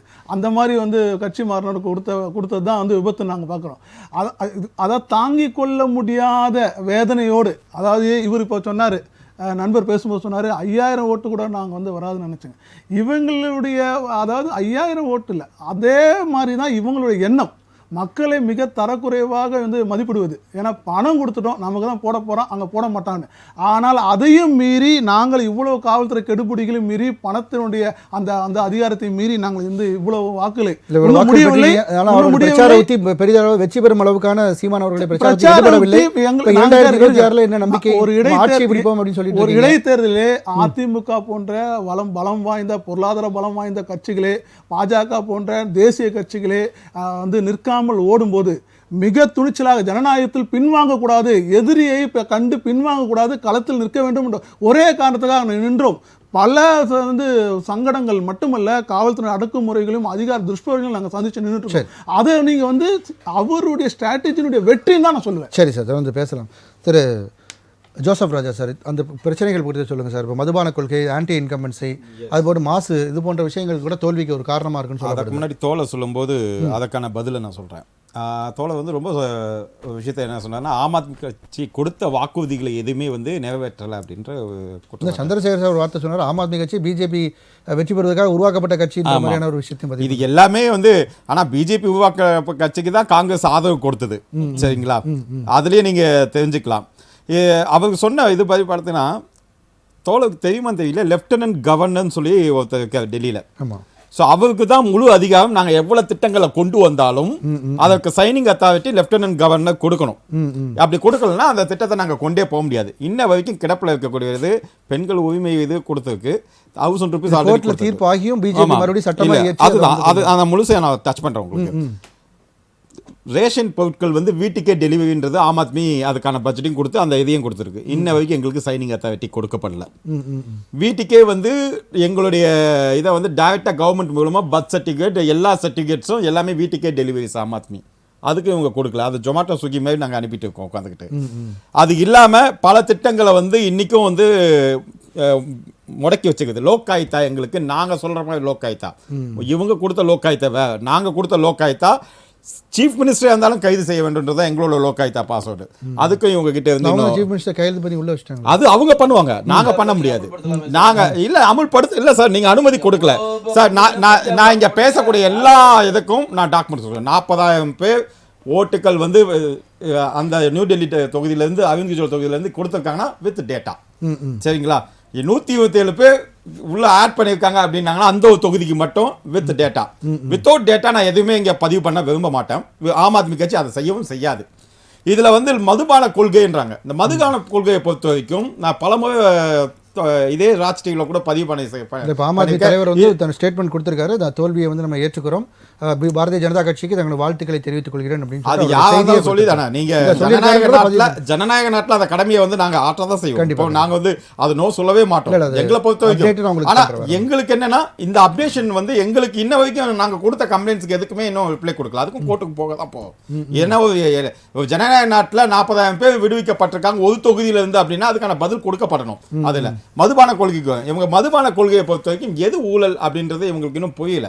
அந்த மதுபான இதில் வந்து பொறுத்த வரைக்கும் உங்களுக்கு மதுபான கொள்கையில் அதே மாடலை இப்போ இன்றைக்கி பஞ்சாபில் இன்ட்ரடியூஸ் பண்ணியிருக்கோம், சக்ஸஸ்ஃபுல் மாடல். அதில் ஒரு விஷயமும் கிடையாது. மது விற்கிறவங்களே அதை நிர்ணயிச்சுக்கலாம். மது கவர்மெண்ட் செக்டரில் இருக்கக்கூடாது, மதுவை ப்ரைவேட் செக்டரில் போகணும். அதாவது கல்வி, மருத்துவம், ரோடு, குடிநீர் இதெல்லாம் வந்து கவர்மெண்ட் செக்டரில் இருக்கலாம். மது எங்கள் கூட இருக்கக்கூடாது. இதுதான் அந்த கொள்கையை வந்து நாங்கள் மூவ் பண்ணோம். அதே கொள்கையை நாங்கள் பஞ்சாபில் மூவ் பண்ணால் சக்ஸஸ்ஃபுல் மாடல். இவங்க 2 வருஷமாக எங்கள் ஆட்களை எல்லாரையும் chief minister, deputy chief minister, ministers மொத்த பேரையும் கொண்டு போய் வச்சாங்க. இங்கே அமித்ஷா மோடியை மட்டும் வச்சாங்கன்னா அந்த கட்சி காணாமல் போயிடும். ஆனால் இங்கே மொத்த பேரையும் வச்சு ஆம் ஆத்மி கட்சி இன்றைக்கும் வந்து நின்றுட்டு இருக்கும். ஓட்டு பர்சன்டேஜ் இந்த இதில் எலெக்ஷனில் நீங்கள் நல்லா கவனிச்சிங்கன்னா பெரிய ஓட்டு வந்து மக்கள் மத்தியில் வந்து தலைவர்கள் தோல்வியை தழுவுறாங்க இல்லையா? இல்லை தோல்விகள் தழுவுறதுக்கான ரீசன் தான் நான் சொல்லிட்டேன் சார். 30,000 ஓட்டு வித்தியாசத்தில் ஜெயிச்சிருக்காங்க போன எலெக்ஷனில். இந்த வாட்டி 40,000 பேர் எங்களுக்கு ஓட்டு போட்டவங்கள தான் நீங்கள் ஓட்டு உரிமையை கொடுக்கலையே, அப்புறம் எப்படி சார் ஓட்டு போட முடியும்? ஓட்டு உரிமை கொடுத்தா தான் சார் ஓட்டை போட முடியும். உங்களுக்கு இத்தனை லட்சம் பேர் வந்து உங்களுக்கு ஓட்டு லிஸ்ட்ல இருந்தே தூக்கி இருக்காங்களே. புதுசாக பீகார், சத்தீஸ்கர் எல்லா இடத்துல இருந்து வந்தவங்களுக்கு ஓட்டு உரிமை கொடுத்துருக்காங்க. ஆம் ஆத்மிக்கு யார் யார் ஓட்டு போடுவாங்கன்னு பார்த்து அவங்க எல்லாம் சார் ஆம் ஆத்மிக்கு மட்டும் இல்ல சார், இவங்களுடைய எல்லா strategy Election commission of India ஓப்பனாவே நான் ஸ்டேட்மெண்ட் கொடுக்கேன் சார். நாங்க இதை வந்து கம்ப்ளைண்டா பதிவு கொடுத்துருக்கோம், எலெக்ஷன் கமிஷன் ஆஃப் இந்தியாலே பதிவு பண்ணிருக்கோம், ஓப்பன் ஸ்டேட்மெண்டே கொடுக்குறோம். இது வந்து இண்டிவிஜுவலா நடக்க வேண்டிய பாடி எல்லாமே இன்னைக்கு இவர்களுடைய கண்ட்ரோல்ல தான் இருக்கு. அது EDயா இருக்கட்டும், CBI இருக்கட்டும், எல்லாமே இருக்கட்டும். இவங்க சொன்னாங்க நாங்க ஆம் ஆத்மி கட்சி என்ன சார், நான் ஒரே கேள்விதான் கேட்கிறேன். 500 ரூபாய் மத்திய பிரதேசத்தில் 500 ரூபாய் கேஸ் கொடுக்குறேன், நீங்க கொடுத்துட்டீங்களா? உத்தரப்பிரதேச எலெக்ஷன்ல 500 ரூபாய் கமிட்மெண்ட் கொடுத்தீங்க, கேஸ் கொடுத்துட்டீங்களா? அல்லது ஹரியானால 500 ரூபாய் கேஸ் கொடுக்குறீங்க, கொடுத்துட்டீங்களா? இன்னைக்கு டெல்லியில வந்து 500 ரூபாய் கேஸ் கொடுக்குன்னு மக்களை ஏமாற்றக்கூடிய வேலையை பண்றீங்க, நீங்க பண்ணிட்டீங்களான்ற கேள்விக்கு பதில் சிம்பிளான லாஜிக். மாசு கட்டுப்பாடு மாசு கட்டுப்பாடு பொறுத்த வரைக்கும் இன்னும் ஏறல சார், அதே லெவலில் மெயின்டைன் பண்ணிருக்கோம். என்னைக்கு ஆட்சியில் இருந்தாலும் இன்ன வரைக்கும் டெல்லியில் மாசு கட்டுப்பாடு அது வந்து ஒரு ஸ்டேட் கவர்மெண்ட்டோட உரிமை மட்டும் கிடையாது, சென்ட்ரல் கவர்மெண்ட்டுக்கு அதில் பங்கு இருக்கு ஈக்குவலாக. அது மட்டும் இல்லாமல் எங்களுக்கு என்ன டிபார்ட்மெண்ட் இருக்கு? Health we are number 1 in India, education we are number 1 in India. Okay, அதே போல் உங்களுக்கு EB வி ஆர் 3 யூனிட் ஃப்ரீயாக கொடுக்குறோம். அவர் சொல்கிற மாதிரி பாதி பேர் கொடுத்து பாதி பேருக்குலாம் கொடுக்காமலாம் கிடையாது, எல்லாருக்கும் முழுமையான யூனிட், தனி பில்லாம் பண்ண முடியாது. ஸோ எங்கள்கிட்ட என்ன டிபார்ட்மெண்ட் இருக்கோ அந்த டிபார்ட்மெண்ட்ல சட்ட ஒழுங்கு கெட்டு போச்சுன்னா அது பிஜேபி கேட்கணும், ஏன்னா அது உள்துறை கிட்ட இருக்கு. லேண்ட் மற்ற விஷயங்கள்ல பிரச்சனை இருக்கு, அது அவங்க கையில தான் இருக்கு. பிரதமர் அவருடைய பிரச்சாரம் ஈடுபட்டு டபுள் இன்ஜின் வரணும், டபுள் இன்ஜின் சர்க்கார் வேணும்னு சொல்லி டெல்லியிலையும் அவர் பண்ணாரு, மத்தியிலையும் வந்து மாநிலத்திலையும் ஒரே கட்சி இருக்கும்போது 2 நாட்கள்ல இந்த எலெக்ஷன் ஆனது மாறி இருக்கு. 2 நாள் தான் மாறி இருக்கு, 2 நாள். அதுக்கு முன்னாடி எல்லா கருத்து கணிப்பையும் எடுத்து பாருங்க. இவங்களுடைய 2 நாட்கள்ல எதெல்லாம் ரீசன் சொல்றேன், அதுக்கு ரீசன் சொல்றேன். So election commission of India இந்தியாவுடைய பட்ஜெட், அதுவும் தலைநகர் டெல்லியில எலெக்ஷன் இருக்கும்போது அந்த சம்பந்தப்பட்ட கட்சி உங்களுக்கு தேர்தலில் போட்டி போடும்போது நீங்க எப்படி சார் பட்ஜெட் அனௌன்ஸ் பண்ண ஓகே பண்ணலாம்? 2-3 நாள் கழிச்சு உங்களோட பட்ஜெட் தேர்தலில் வைக்கலாமே. 12 லட்சம் ரூபா அங்களை பொறுத்த வரைக்கும் அடித்தட்ட மக்களுடைய ஓட்டு 100% பிஜேபிக்கு இருக்காது, ஆம் ஆத்மிக்கு தான் இருக்கும். மேல்தட்ட ஓட்டுகளும் டெல்லியுடைய தேர்தல் மனசுல வச்சு தான் அந்த 12 லட்சம் ஸ்லாபை கொண்டு வந்தாங்க. ஆப்வியஸ்லி அதை மனசுல வச்சு மட்டும்தான் அந்த தேர்தல். இதுவே நமக்கு கொடுக்கூடாது. இதுவே நல்ல ஒரு சாட்சி உங்களுக்கு எலெக்ஷன் கமிஷன் ஆஃப் இந்தியா வந்து பிஜேபிக்கு முழுமையா ஒர்க் பண்றாங்கன்னு. எங்களுடைய எந்த கேள்விகளுக்கும் பதில் கிடையாது, எங்கள் மேல போடப்பட்ட எந்த கேஸுகளுக்கும் ஆதாரம் கிடையாது, எதுவுமே இல்லாம மக்கள் மத்தியில் இன்னைக்கு ஓட் பர்சன்டேஜ்ல பாருங்க, வெற்றி வேணா அவங்க கிட்ட கவுண்ட்ல போகலாம், ஆனா பர்சன்டேஜ்ல பாருங்க 4%, 3% டிஃபரன்ட்ல தான் இருக்கு. சரி சார், ஓகே. பலருக்கு இதுவே மக்களுடைய ஓட்டு பக்கம் பதிவாயிருக்கு. இத்தனை 2 நாள்ல வந்து கருத்து கணிப்புகள் மாற காரணம் என்ன? அது மாதிரி ஓட்டு போடக்கூடிய மக்கள் எல்லாம் அவங்க ஓட்டுகளை வந்து நீங்க வந்து பறிச்சுட்டு பிஜேபிக்கு சாதகமாக ஓட்டர்ஸ்க்கான ஓட்டுரிமையை நீங்கள் கொடுத்துருக்கீங்க, அந்த மாதிரியான குற்றச்சாட்டுகள். எப்போதுமே ஆம் ஆத்மி ஒரு விஷயத்தை தெளிவாக ஃபாலோ பண்ணுவார், அவங்களோட தலைவர் அப்படி தான் ஃபாலோ பண்ணுவார். தலைவர் எவ்வழியோ தொண்டன வழி மாதிரி தான் நண்பர் பேசிகிட்டு இருக்காரு. EVM மிஷின் தான் வைப்பார், எந்த தேர்தலை தோத்தாலும் EVM மிஷின் தான் காரணம் வைப்பார். இப்போ புதுசாக ஒரு காரணத்தை கண்டுபிடிச்சிருக்காங்க, 40,000 பேர் விலக்கிட்டோம். இது வந்து பாராளுமன்றத்தில் ராகுல் காந்தி கூட முன் வச்சார், மகாராஷ்டிரா தேர்தலை வச்சு முன்னாடி. நான் கேட்குறேன்னா, எலெக்ஷன் அறிவித்த 15 நாளுக்கு முன்னாடியே வாக்காளர் பட்டியல் வெளியில் வந்துடும். உங்களோட பார்வைக்கு வருதா? அதா எலெக்ஷன் கமிஷனுடைய வெப்சைட்டில் போய் பார்த்துக்கலாம், உங்களுக்கு புக்லெட் கொடுத்துருவாங்க. நீங்கள் பூத் வைஸாக பிரித்து வேலை பார்க்கறது புக்லெட் கொடுத்துருவாங்க. அப்போலாம் வாயை திறக்காத தோத்த உடனே பதில் சொல்லியிருக்கேன்னு சொல்கிறேன். உங்களுக்கு எலெக்ஷன் கமிஷனர் அந்த கடைசி ரிப்போர்ட் 15 நாளைக்கு முன்னால கொடுத்ததுல தான் 40,000 பேர் இந்த பெயர்கள் நீக்கி வைக்கின்ற பதிவு போட்டு நாங்க பதில் சொல்றேன். ஒரு தொகுதி பாராளுமன்ற தேர்தல்ல இப்ப முன்னாடி சொல்றேன், இல்ல பாராளுமன்ற தேர்தல்ல இல்ல, நான் கம்ப்ளைண்ட்டுக்கு 40,000 பேர் நீங்க நீக்கி வைக்கீங்க, அந்த 40,000 பேர் நீக்கிங்கன்னு இவர் சொல்றது தீர்வு கொடுக்காம எப்படி அந்த இடத்துல இப்ப 40,000 பேர் நீக்கிட்டேன்னு தனி ஒருவர் சொல்றதை நம்ம ஏத்துக்க முடியாதுங்க. எலெக்ஷன் கமிஷன் சொல்லுங்க, இவர் சொல்லுவாருங்க வாயில 2 லட்சம் பேர் ஏத்துட்டோம். எலெக்ஷன் கமிஷன் நீங்க அப்படி கிடையாதுங்க. அவர் பேச விடுங்க, பேச விடுங்க, நீங்க டென்ஷன் ஆகாதீங்க, டென்ஷன் ஆகாதீங்க. நான் டேட்டா சொல்றேன், டேட்டா தேவையில்லை, எனக்கு பதில் சொல்லுங்க. உங்க டேட்டாக்கு நான் பதில் சொல்றேன், உங்க டேட்டாக்கு நான் பதில் சொல்றேன். எலெக்ஷன் கமிஷன் என்ன சார் பதில் கொடுத்துருங்க? நான் உங்க டேட்டாக்கு நான் பதில் எலெக்ஷன் கமிஷன் பதில் நான் எலெக்ஷன் கமிஷனுக்காக பேச வரலங்க, நான் பிஜேபிக்காக தான் பேசுறேன். எலெக்ஷன் கமிஷன் சொல்லணும், என்ன சொல்றீங்க நல்லா தெரிஞ்சுங்க. சரி சொல்லுங்க. இப்ப தொடர்ந்து 10 வருடங்களா ஆம் ஆத்மி வந்து ஊரக எலெக்ஷனையும் வின் பண்ணுது, சட்டமன்ற தேர்தலையும் வின் பண்ணுது, பாராளுமன்ற தேர்தலையும் முன்னாடி வின் பண்ணுச்சு. இப்ப பாராளுமன்ற தேர்தல் நம்ம 7க்கு 7 அடிச்சோம், சரிங்களா? இப்பெல்லாம் எந்த கம்ப்ளைண்ட்ஸ் ரைஸ் வராம பாராளுமன்ற தேர்தல் போய் EVM மிஷின் சொல்லி வச்சாரு. இப்ப வந்து 40,000 பேர் நாங்க எடுத்துட்டோம் அப்படின்னு சொல்லி ஒரு பொது வழியில வச்சாங்கன்னா எலெக்ஷன் கமிஷன் தானங்க அது பதில் சொல்லணும். பிஜேபி எதுக்கு பதில் சொல்லணும்? சொல்லியிருக்கின்றாங்க. அது அவங்களோட எலெக்ஷன் கமிஷனுங்க அவங்களுக்குள்ள டீலுங்க. பிஜேபியோட ரோல் என்னங்க? நாங்க எங்க திட்டங்களை சொல்லிக்கிறோம், எங்க திட்டங்களை வெளியில அறிவிக்கிறோம். இப்ப சொன்னாரு இப்ப லோக் ஆயுதா பத்தி சொன்னார். லோக் ஆயுதா வச்சுதான் உள்ள வந்தேன்னு சொன்னார். லோக் ஆயுதா வந்து நீங்க ரொம்ப ஸ்ட்ராங்கான ஆள் தானே. லோக் ஆயுதா தான் கொண்டு வந்தானே ஆட்சி பிடிச்சிங்க. பஞ்சாயத்துல இம்ப்ளிமெண்ட் பண்ணுங்க. ஏன் இம்ப்ளிமெண்ட் இன்னி வரையும் பண்ணல? ஆட்சிக்கு வந்தீங்களா சார்? ஆட்சி வந்துட்டீங்களா? பஞ்சாப்ல இம்ப்ளிமெண்ட் பண்ணுங்க சார். நீங்க வந்து நீங்க என்ன பேச விடாம நீங்க லொடலொடனா என்னால பேச முடியாது. என்ன பேச விடாம பண்ணீங்க சார். பதில் கொடுங்க. நான் பேசி முடிச்சோட பதில் சொல்லுங்க. தவறான தகவல்களை நீங்க பதில் கொடுங்க சார். நான் பதில் எலெக்ஷன் கமிஷன் ஆஃப் இந்தியா என்ன சொல்லுங்க? நாங்க பதில் கொடுங்க. டெல்லில பஞ்சாயத்து இருக்கா? இப்போ நான் சொல்றது கேளுங்க. எலெக்ஷன் கமிஷன் இந்தியா என்ன பதில் சொல்றது நான் இங்க வரல. அது நீங்க எலெக்ஷன் கமிஷனை கேளுங்க. நான் சொல்றது எங்க திட்டங்களால வின் பண்ணோம். எங்களுடைய டபுள் இன்ஜின் திட்டமோ மோடிஜி அவர்களுடைய பிரச்சாரமும் அங்க இருக்கக்கூடிய தலைவர்களுடைய கிரவுண்ட் சைடு ஒர்க்கும் இவர்கள் வாக்குறுதி கொடுத்து வடை சுட்டது போதும். இனிமேல் இந்த வடையை யாரும் சாப்பிட மாட்டேன்னு தெரிஞ்சுதா பயப்படாதீங்க. வடை சுட்டது போதும். இந்த வடை இனிமேல் செல்லாது. 10 வருஷமா ஏமாத்துறாங்க டெல்லி மக்களை. 10 வருஷமா ஏமாத்திட்டு வராங்க. கேட்டா மத்திய அரசு தடுக்குது, மத்திய அரசு தடுக்குது, மத்திய அரசு தடுக்குது. என்ன மத்திய அரசு தடுக்குது? உங்களுக்கான நிதி இதுல இருந்தே தெரியுதா? அவங்களுக்கு தெரியுதா? 12 டைம்ல நீங்க அனௌன்ஸ் பண்றீங்க. இதுதான் அருமையான கேள்வி. சார் இது நான் ஒரு பதில் சொல்ல கேளுங்க. தங்கத்தோட விலை எவ்வளவு சார்? எவ்வளவு வேலை சார்? இதுக்கு நான் ஒரு பதில் சொல்றேன். உங்களுக்கு பதில் சொல்றேன். நான் ஒரு பதில் சொல்றேன் சார். இங்க இருங்க. எலெக்ஷன் மடங்கு ஏறிருக்கு. அப்படி பாத்தீங்கன்னா 12 லட்சம் எண்ணிக்கை ஏத்த வேண்டியது இன்னைக்கு கம்மியா இருக்கு சார். பதில் சொல்ல விடுங்க சார். கம்மியா இருக்கு சார். பதில் சொல்ல விடுங்க சார். பதில் சொல்ல விடுங்க சார். தரவோட பதில் சொல்லுங்க. தரவோட தான் சார். உங்களுக்கு தெரியல நான் என்ன சார் பண்றது? நீங்க சார் உங்க தரப்பு வரமா நீங்க தரப்பு சொல்லுங்க. தரவு சொல்ல நான் என்ன சார் பண்றது? எலெக்ஷன் கமிஷன் பட்ஜெட்ல எலெக்ஷன் கமிஷனுக்கு பட்ஜெட் பேச விடுங்க சார். ஏன் சார் டென்ஷன் ஆவறீங்க? டென்ஷன் ஆவறீங்க. எலெக்ஷன் கமிஷன் பட்ஜெட் போட கூடாதுன்னு சொல்லல சார். அதான் சொல்றேன். ஏன் சார் டென்ஷன் ஆவறீங்க? எலெக்ஷன் கமிஷன் பட்ஜெட் போட கூடாதுன்னு புத்திசாலி நினைச்சிருக்கீங்களா?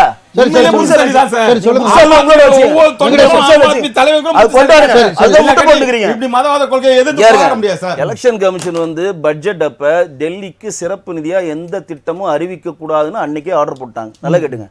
12 லட்சம் ரூபாய் ஸ்லாப்ன்றது ஒட்டுமொத்த இந்தியாவில் இருக்கக்கூடிய 28 மாநிலங்களும் 7 யூனியன் பிரதேசத்துக்கு சேர்த்த ஸ்லாப். புதுசா கண்டுபிடிச்சு சொல்றாரு இவரு. நம்ம டெல்லிக்கு மக்களுக்கு தான் கொடுத்தாங்க. இங்க மிடில் கிளாஸ் இல்லையா? இங்க எவனும் இன்கம் டாக்ஸ் கட்டல. 8 கோடி பேர் இன்கம் டாக்ஸ் கட்டுறாங்க நாடு ஃபுல்லா. இங்க இன்கம் டாக்ஸ் கட்டலையா? டெல்லிக்கான திட்டமா அது? சும்மா இவர் ஓட்ட படத்துல எல்லாம் நம்பறதுக்கு கூட பைத்தியக்காரன் கிடையாது. சரி சார், ஓகே சார். நீங்கள் பண்ண அராஜகத்தினால் தான் உங்களுடைய தோல்வி. நீங்கள் வாயில் வடை சுட்டதை டெல்லி மக்கள் இனிமேல் நம்ப மாட்டார்கள். அதற்கான தோல்வி தான் சந்திச்சிருக்காங்க. அதை ஒத்துக்க சொல்லுங்க.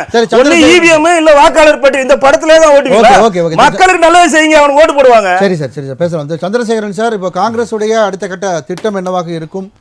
தொடர்ந்து பல்வேறு மாநிலங்களில் தோல்விகள். வெற்றி தோல்வி என்பது அரசியல் கட்சிகளுக்கு எல்லாம் சாதாரணம் தான். ஏனென்றால் இப்ப 27 வருடம் கழிச்சுதான் இதுலயே டெல்லியிலேயே மீண்டும் பாஜக ஆட்சிக்கு வந்திருக்கிறது. இதில் எப்படி வெற்றி பெறுகிறார்கள், எப்படி வெற்றி பெறுகிறோம் என்பதுதான் முக்கியம். இன்றைக்கு டெல்லியில கூட காங்கிரஸ் கட்சி உண்மையாக களமாடி போராடியது. நீங்க பாஜக எப்படி நேர்மையாக வெற்றி பெற்றதா அப்படின்னு கேட்டா ஒரு கொஸ்டின் மார்க். ஏன்னா எல்லா இடங்களிலும் தமிழகத்தில் ஒரு மகளிர் உரிமை தொகை கொடுத்தால் அதை ரேவடி கல்ச்சர் என்று கிண்டல் செய்தார்கள். அதே போல வேறு இடங்களில் ஒரு பஸ் பயணத்திற்கு இலவச பயணம் என்று கொடுத்தால் அதை ரேவடி கல்ச்சர் என்று கிண்டல் செய்தார்கள். ஆனால் அதையே கொண்டு போய் அதே திட்டத்தை காப்பி அடித்து அவர்கள் அறிவிக்கிறார்கள். அதாவது பாஜக, காங்கிரஸ், ராஜஸ்தான், மத்திய பிரதேச நம்ம பண்ணிட்டோம் சார்.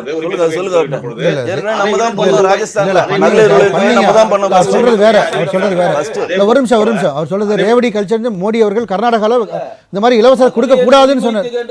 இல்ல சார், கண்டுபிடிச்சது மாதிரி அவர் சொல்றாரு. திமுக கண்டுபிடிக்கல. அதுக்கு முன்னாடி பிஜேபி ராஜஸ்தான்ல இந்த மாதிரி விஷயங்கள் கொடுத்தா ரேவடி கல்ச்சர்னு மோடி கிண்டல் பண்ணி இந்த மாதிரி கொடுக்க கூடாதுன்னு கர்நாடகால பேசினார் மோடி. ஆனா பாரதிய ஜனதா கட்சியே அதை கொடுக்கறாங்கன்றத அவர் வலியுறுத்துறாங்க. அதே போல இந்த மாதிரி புகார்களை பத்தி பேசிட்டு இருந்தப்ப ஆம் ஆத்மி நண்பர் பேசிட்டு இருந்தப்ப சொன்னாரு, அதை வந்து தேர்தல் ஆணையத்திட்ட தான் கேட்கணும்னாரு. தேர்தல் ஆணையம் யாரு? தேர்தல் ஆணையம் பாஜகவுடைய கூட்டணி தானாங்க. அப்படிங்கிறப்ப தேர்தல் ஆணையம்னா பாஜக கிட்ட தான் கேட்க முடியும். அவர்களுடைய கூட்டணி கட்சியில தானே கேட்கணும் நாங்க. ஏனென்றால் இன்றைக்கு தேர்தல் ஆணையர் நியமனம் எப்படி நடைபெறுகிறது? எங்களுடைய தலைவர் ராகுல் காந்தி அவர்கள் வந்து பாராளுமன்றத்தில் தெளிவா கேள்வி எழுப்பினார். 3 பேர் தேர்தல் ஆணையரை நியமிப்பதற்காக 3 பேர் குழு உச்சநீதிமன்ற உத்தரவுப்படி நியமிக்கப்படுகிறது. யார் என்று சொன்னால் பிரதமர், எதிர்கட்சி தலைவர், உச்சநீதிமன்ற தலைமை நீதிபதி கொண்ட குழு வந்து தேர்வு செய்யணும்னு ஒரு நடைமுறையை கொடுக்குறாங்க.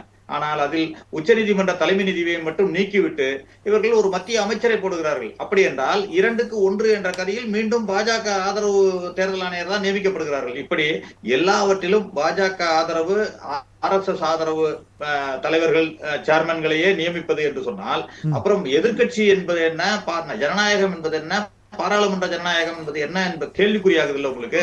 நீங்க எல்லாவற்றுக்கும் நீங்க மகாராஷ்டிரால சொன்னீங்க, மகாராஷ்டிரா, ஹரியானா இதுல எல்லாம் மகாராஷ்டிரால கிட்டத்தட்ட 39 லட்சம் வாக்காளர்கள் புதிதாக சேர்க்கப்பட்டிருக்காங்க. 39 லட்சம் வாக்காளர்கள் மீன்ஸ் என்னன்னா, பாராளுமன்ற தேர்தலுக்கும் சட்டமன்ற தேர்தலுக்கும் நடுவில் 5 மாதங்களில், அதாவது ஒரு 5 வருடங்களில் புதிய வாக்காளர்கள் சேர்க்கின்ற அளவிற்கு 5 மாதங்களில் சேர்க்கப்பட்டிருக்கிறார்கள். இதை தேர்தல் கமிஷன் புகாரா கொடுத்திருக்கோம். அந்த தேர்தல் வாக்காளர் பட்டியலை கொடுங்க. தேர்தலில் பாரதிய ஜனதா நியாயமா நடைபெறல அப்படின்றதா உங்களுடைய ஒரு கருத்தா இருக்கு இல்லையா? இந்தியா முழுக்க இதான் பண்றாங்க. சரி, ஓகே, நான் மறுபடியும் வரேன் சார், மறுபடியும் வரேன். நீங்க தேர்தலுக்கு முன்பு மட்டும் இல்ல, தேர்தலுக்கு பின்பும் இவர்கள் இதே. சார், திரு சந்திரசேகரன் சார், உங்க நிறைவான தேர்தல் குறித்த உங்க நிறைவான கருத்து, இந்த தேர்தல் முடிவுகள் பற்றி உங்க நிறைவான கருத்தையும் சேர்த்து பதிவு பண்ணிருங்க. அதாவது இந்த தேர்தல்ல பாஜக டெல்லியில் தோல்வி அடைந்திருந்தாலும் என்ன செய்வாங்கன்னா, ஒரு 5 நியமன எம்எல்ஏக்களை நியமிப்பதற்கான வாய்ப்புகளை அங்க ஏற்படுத்தி இருந்தாங்க. ஏற்கனவே 5 நியமன எம்எல்ஏக்களை போட்டு அந்த இடத்துல மீண்டும் அவர்கள் மெஜாரிட்டி அமைப்பதற்கான வாய்ப்புகளை ஏற்படுத்துவார்கள். இவர்கள் தேர்தலில் தோல்வி அடைந்தால் அது எதிர்க்கட்சிகளை உடைத்து அவர்களிடமிருந்து எம்எல்ஏக்களை தேர்தலில் வெற்றி பெறுவதற்கு எந்த யுக்தியையும் பயன்படுத்துவது. அதாவது தேர்தல் ஆணையத்திலிருந்து ஒவ்வொரு தேர்தலுக்கும் தேர்தல் நாள் ஒட்டுமொத்தமா உங்களுடைய கருத்து நியாயமா பண்ணாம அவங்க எப்படியாவது பேக்டோர் வழியா கூட என்ட்ரன்ஸா வந்துருவாங்கன்றது உங்க கருத்தா இருக்கு. இல்ல ஒரே ஒரு தேர்தல் தேதியிலிருந்து பிரதமருக்கு வசதியாக பண்ணதோடு மட்டுமல்ல, தேர்தல் நாளன்று பாத்தீங்கன்னா எந்த விதமான இன்ஃபுளுன்ஸும் செய்யக்கூடாது, எந்த விதமான பிரச்சாரமும் செய்யக்கூடாதுன்னு இருக்கு. ஆனா பிரதமர் போய் கும்பமேளால போய் கலந்துக்கிறாரு அந்த தேர்தல் நாளன்று, டெல்லி தேர்தல் நாளன்று வேண்டுமென்றே அதை செய்கிறார். ஏனென்றால் அது இன்ஃபுளுன்ஸ் பண்றதுக்காக டிவி எல்லாம் காட்டுவாங்கன்னு சொல்லிட்டு. சரி, ஓகே சார், ஓகே, உண்மைதான் சார், நன்றி சார். நம்ம பேச இன்னொரு சந்தர்ப்பத்துல இதை பத்தி விரிவா விவாதிக்கலாம், நேரம் குறைவா இருக்கு. சந்திரசேகரன் சார், ஒரே ஒரு நிமிஷம். காங்கிரஸ் கட்சி இதிலிருந்து எங்களுடைய பாடத்தை கற்றுக்கொண்டு டெல்லியிலும் சரி மற்ற இடங்களிலும் சரி எங்களுடைய வலுவான அடித்தளத்தை மேலும் வலுப்படுத்தி மக்களின் நம்பிக்கையை பெற்று மீண்டும் ஆட்சிக்கு வருவோம் என்ற நம்பிக்கையோடு. நன்றி சார், நன்றி. பொறுத்திருந்து பார்க்கலாம் சார். நன்றி.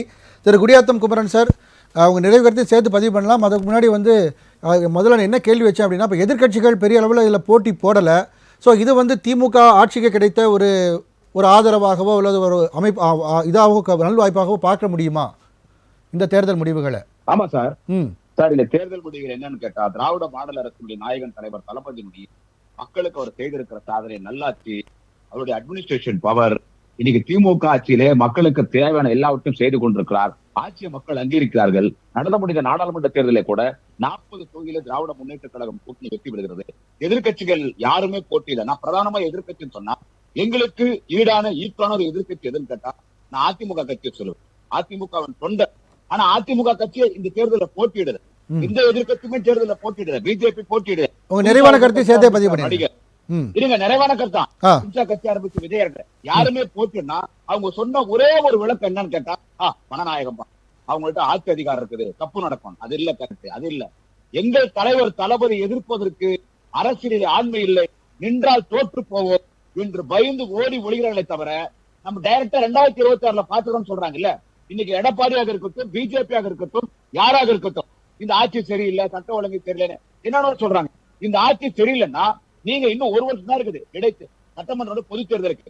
இந்த ஆட்சி சரியில்லைன்னா நீங்க எதிர்கட்சி எல்லாம் ஒன்னா சேர்ந்து நிக்க வேண்டியதானே. எங்களுடைய சட்டமன்ற இடைத்தேர்தல எங்களை வீழ்த்தலாமே.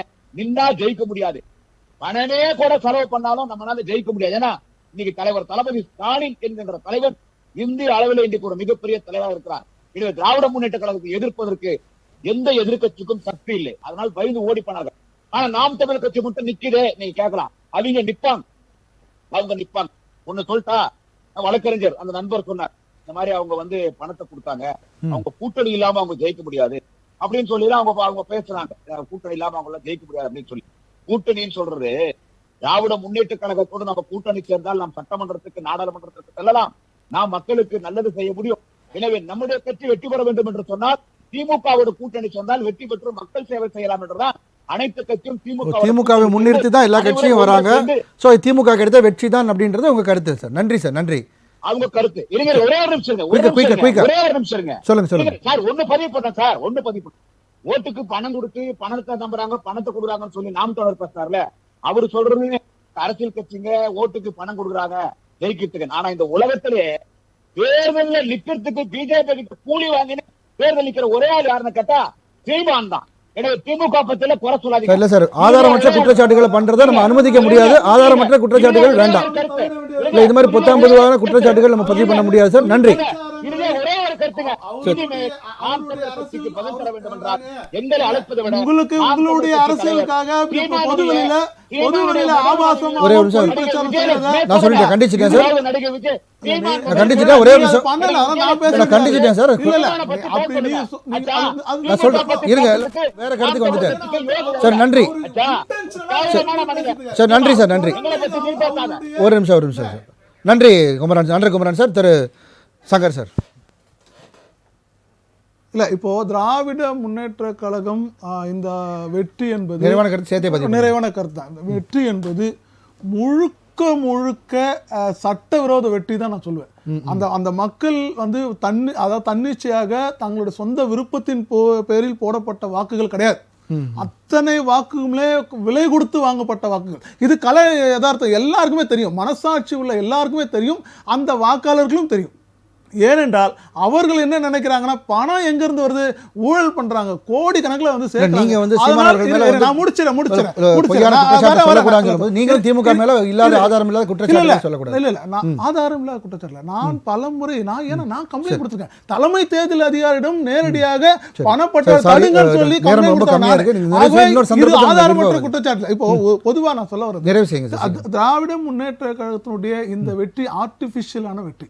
இது ஜனநாயக வெற்றியே கிடையாது. நாங்கள் அனைத்து பெரிய கட்சிகளும் அதிமுக போன்ற பலமாயுத கட்சிகள் பின்வாங்கும் போது நாங்கள் ஜனநாயகத்தை காக்க போராடினோம், தொடர்ந்து நின்றோம். ஆனால் திராவிட முன்னேற்ற கழகம் அவதூறாக இதே போல இந்த மாதிரி குடியாத்தம் குமரன் மாதிரி போன்ற நபர்கள்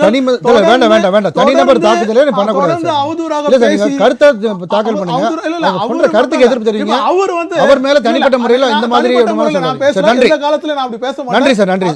நம்ம பேசலாம். ஆனால் தொடர்ந்து சரி, ஓகே, அவதூறுகளை பரப்பி மட்டுமே கட்சி நடத்துவதுதான் அவருடைய வழக்கம் சொல்லி. நன்றி. ஜோசப் ராஜா நிறைவேற்றது ஒரே வரியில் முடியும், நேரம் ரொம்ப குறைவாக. ஆமாம், தோழ சொன்ன இதுக்கு வந்து அரசியல் வந்து இதுதான் சார் அரசியல். மிக வருத்தமாக இருக்குது தோழர். அரசியல்ன்றது சேவை, சர்வீஸ். அது ஆம் ஆத்மி கட்சி என்றைக்குமே வந்து செஞ்சுட்டு இருக்கும். இது எங்களுக்கு ஆம் ஆத்மி கட்சியில கிட்டத்தட்ட 40% மேல ஓட்டை வந்து மக்கள் கொடுத்திருக்காங்க.